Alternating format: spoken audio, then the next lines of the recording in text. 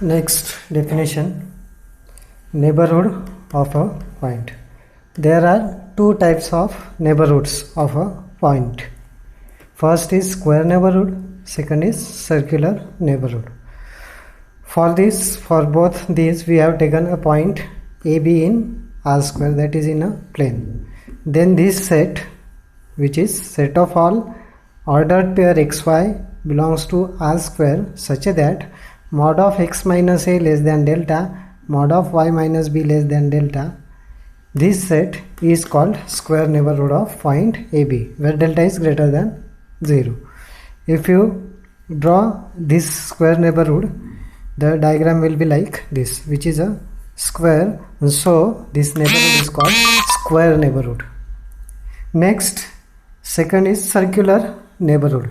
In circular neighborhood, definition is set of all ordered pair xy in R square such that x minus a bracket square plus y minus b bracket square less than delta square. If we draw this set, we will get a set like this. In this neighborhood, all the points in this circle are included in this circular neighborhood. In square neighborhood, one thing I forgotten about square neighborhood. Which points are included in square neighborhood? All the points in this square, and in circular neighborhood, all the points in this circle. This circular neighborhood also is called open disk. These are both square neighborhoods and circular neighborhood. Next definition is differentiable function. A function z equal to f of xy defined in a neighborhood of a point x0, y0. What is given here? F is defined in neighborhood of this point x0, y0 in some neighborhood, is said to be differentiable at x0, y0.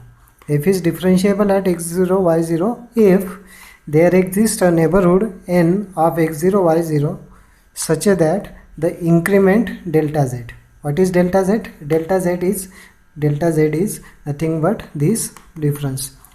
Value of f at x0 plus delta x, y0 plus delta y minus value of f at x0, y0.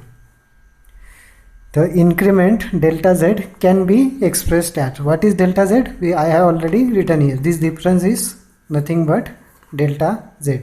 If delta z can be expressed as delta z is equal to fx at x0, y0 into delta x plus fy at x0, y0 into delta y plus epsilon 1 delta x plus epsilon 2 delta y, where epsilon 1 tends to 0 and epsilon 2 tends to 0 as delta x delta y tends to 0 0. That means limit of epsilon 1 and limit of epsilon 2 is 0 as delta x delta y tends to 0 0.